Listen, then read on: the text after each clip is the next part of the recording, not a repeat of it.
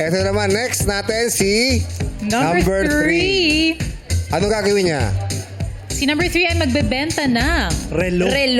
relo. Kay Sean and Jackie. Yeah. Yan, number 3. Yan. Sister. Action! Hello po. Si Sean and Jackie ay nakamotor. Ay, nakamotor. Nakamotor. Mio. Sino nag-drive? Oh, ng Mio, ng Mio. Nag-drive. Brrr. Ay, dito tayo muna. Ba't kasi nakabaliktad? Wag mo nga effort. Brrr. Okay. Magjowa sila. Brum, brum, brum. Krrr. Ay, Tatanungin niya yung jowa niya, kamusta ang ride? Uy, nag-enjoy ka ba? Maya, ipapark na nila ang motor. Magpa-parking lang ako Mamaya, ipapark na nila ang motor. Okay, alika na. At pupunta na sila sa... Halika na, mag-bus. Pero bago sila pupunta, tatanggalin muna nila ang kanilang helmet. Ay, yung helmet, naiwan. Talaga naman, nakakalimutan natin. Ano Nag-helmet. Ang daming pinapagawa ng narrator, no? Oo nga eh. Nagbibenta kasi sa relo. Papunta pa lang pagod na kami. Sa relo. Ayaw mo na. Tara na.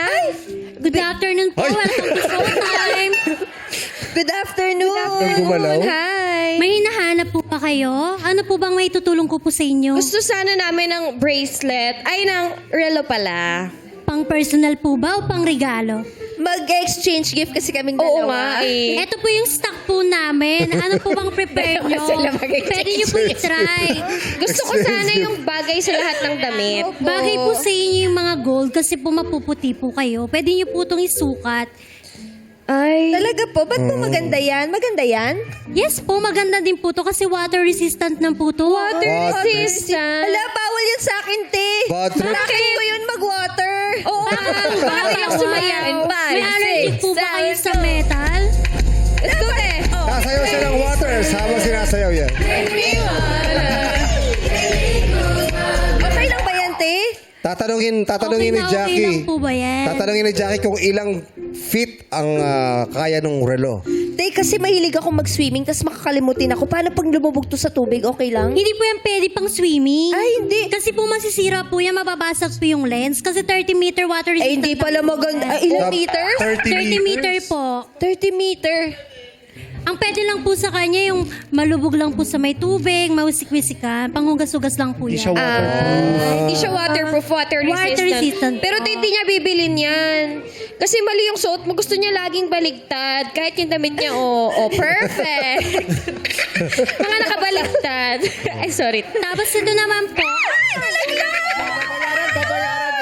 Naku, hindi. Nalaglag ko. Sorry.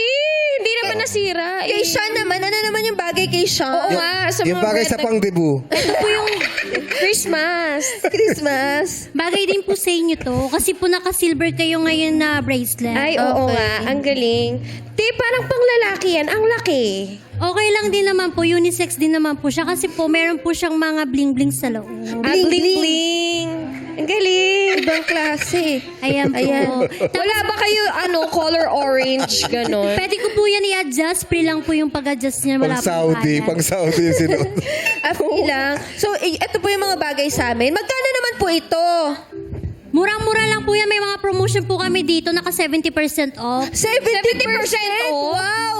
Kung gusto niyo Ate, po. hindi ba kayang i-80% pa yun? Wala po akong pang-abono, ma'am. Kaya nga Tindera Pasko lang po naman, ako ate. dito. Di ba pag magpapasko, malaki yung sale? Baka makaawa ang magjowa. Please, ate, sige na. Pang-date naman namin yung Hindi po titira pwede ko. yun, ma'am. Kasi empleyado lang po ako dito. Wala po akong pang-abono. Kung gusto niyo po, kausapin niyo po yung may-ari. Papasok ang may-ari. Di, pang-Christmas tree kayo. Ano problema dito? Ano problema? Kasi sir, nangihingi po sila ng discount. Naka 70% off na nga po Sir, tayo yung empleyado laging galit. Opo. Hindi po hindi ba siya po. nagpe-breakfast? Totoo ba yun? Lagi ka daw galit? Hindi po, pinapaliwanag ko lang po sa kanila kasi po wala po akong pang-abono, sir. Kasi tindera lang naman po ako dito. Huwag mong sasabihin na wala ka pang abono. Ay, Andito ako para mag-abono. Hoy! At dahil dyan, mapapatingin ang magjowa sa may-ari. Mapapatingin! Parang nahihiya. po yung makipag-usap. Mapapatingin din ang may-ari sa magjowa. At sasabihin, nakaharang yung motor nyo sa sasakyan ko. Miss, yung motor nyo? Nakaharang. Bayad na ba yan? Ay, pasensya. Fully paid naman po, pero Opo. tatanggalin po namin. Yes. Sa inyo na po tong relo nyo kasi masungit po kayong mag-amo. Salamat po. Pero, bago sila umalis, kakantahan muna nung nakapula yung may-ari. Kantahan mo na, babe. Till I met you, how ever know what love was. Till I met you, this feeling seems to grow. Pero hindi magpapatalo ang jowa, sasayawan niya ang may-ari. I love you more. Sasayawan. Hindi sasabayan, sasayawan.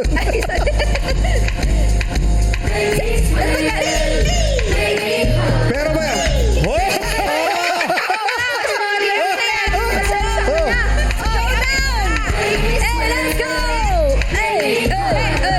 Hey! Biglang hihinto ang tugtog. Magagalit ang sales lady. Ano po ba, ma'am? Na-adjust ko na po yan. Dahil jowa niya pala ang may-ari. Huwag yun na po nga gawin yung boyfriend ko. Masaya na po kami. Girlfriend ka na pala. Kaya pala ganyan ka kasungi.